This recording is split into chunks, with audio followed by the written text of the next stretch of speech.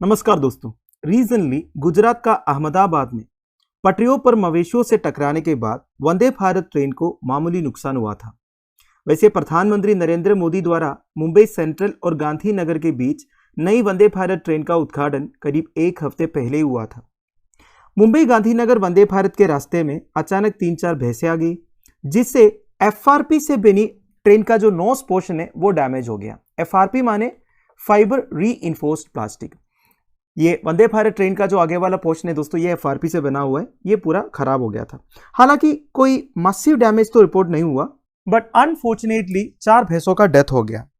तो अभी railway protection force in भैंसों के ओनर्स के अगेंस्ट एफआईआर फाइल किया है। तो चलिए चेक करते हैं इस बारे में रेलवे रूल्स क्या कहता है। वैसे ये इंसिडेंट हुआ था Puneet Nagar area near Vatva railway station on the outskirts of Ahmedabad city में। रिसेंटली एक डाटा निकल के आया था दोस्तों, उसके हिसाब से 2021-22 फाइनेंशियल ईयर में there were a total of 26,142 cattle run over cases on rail tracks.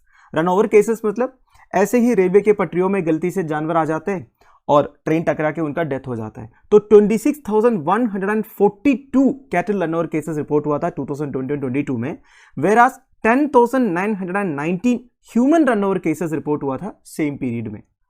अब इंसान जो है गलती से तो नहीं आते रेलवे की पटरी पर, कोई घूमने आते हैं, कोई टहलने आते हैं, कोई सुइसाइड करने आते हैं, कोई स्टंट करने आते हैं। तो जो भी है 10,919 ह्यूमन रनओवर केसेस भी रिपोर्ट हुआ था सेम पीरियड में।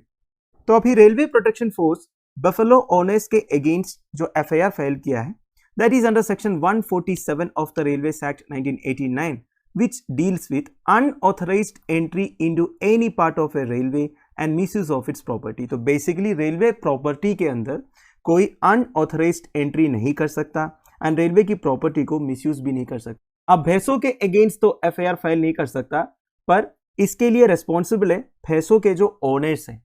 और एक डाटा मैं आपको बताऊं, 20th livestock census by the department of animal husbandry and dairying के हिसाब से इंडिया में 50.21 lakh cattles are roaming on the roads. ऐसे ही रोड पे घूम रहा है।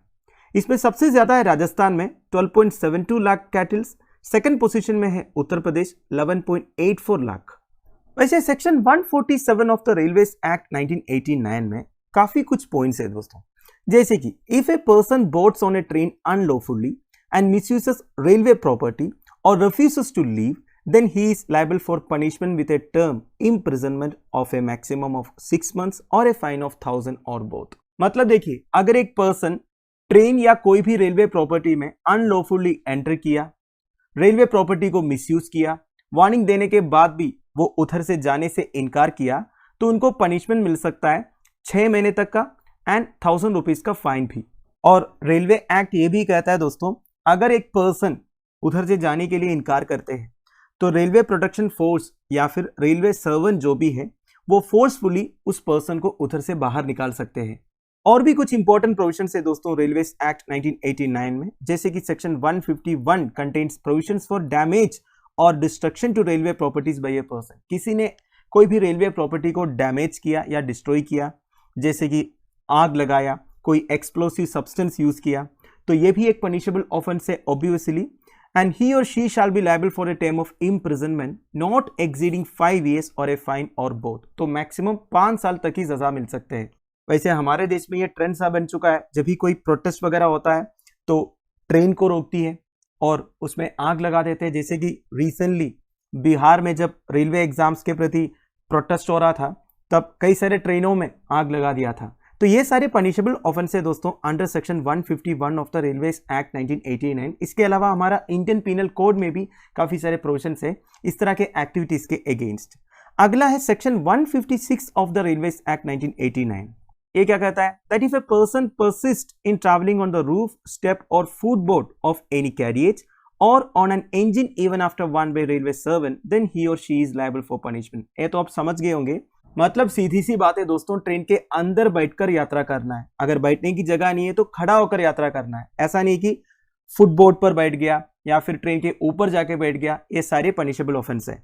नाउ इसके साथ साथ और एक इंपॉर्टेंट एक्ट के बारे में मैं आपको बताऊं, काफी पुराना एक्ट है, कैटल ट्रेसपैस एक्ट 1871। इस एक्ट का सेक्शन 3 में कैटल को डिफाइन किया हुआ है। मतलब कौन कौन से एनिमल्स कैटल डेफिनेशन में आ जाता है?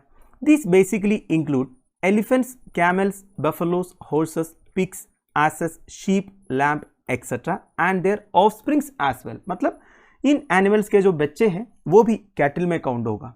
Now since animals come under movable property under the general clauses act 1897, ये भी आपको ध्यान रखना है दोस्तों, जनरल क्लॉसेस एक्ट 1897 के अंडर एनिमल्स मूवेबल प्रॉपर्टी है, मतलब मूव करते हैं। इसी वजह से the owner of the animals have a right to sue for damages if they are injured. कहने का मतलब है दोस्तों, मान लीजिए मेरे पास एक जानवर है, उस जानवर का ओनर मैं हूं। अगर उस जानवर को किसी ने चोट पहुंचाया तो उस पर्सन के अगेंस्ट मैं केस फाइल कर सकता हूं under general clauses act of 1897। तो ये दो एक्ट, मतलब देखिए इंडियन कॉन्स्टिट्यूशन का शेड्यूल 7 में स्टेट लिस्ट 16th एंट्री में लिखा है कैटल ट्रेसपास को प्रिवेंट करना और डिटेन्ड एनिमल्स को रखने के लिए प्रोविजंस बनाना जब तक ऑनर नहीं आएगा, यह सब स्टेट की रिस्पॉन्सिबिलिटी है। मतलब आप समझ गए, जितने भी स्ट्रे कैटल है, कैटल मतलब उसमें कौन कौन से एनिमल्स आते हैं मैंने आपको पहले ही बताया, टोटल 17 एनिमल्स है।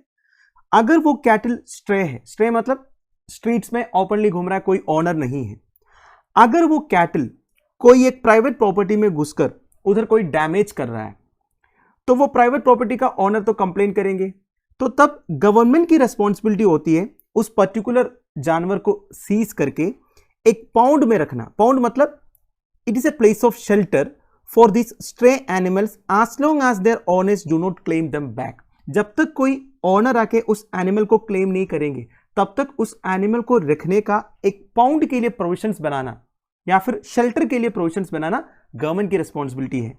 तो दोस्तों दैट्स इट। आई होप आपको इंपॉर्टेंट प्रोविजन समझ में आ गया होगा स्ट्रे कैटल से regarding. Now Vande Bharat express के बारे में भी कुछ बेसिक डिटेल्स बता देता हूं।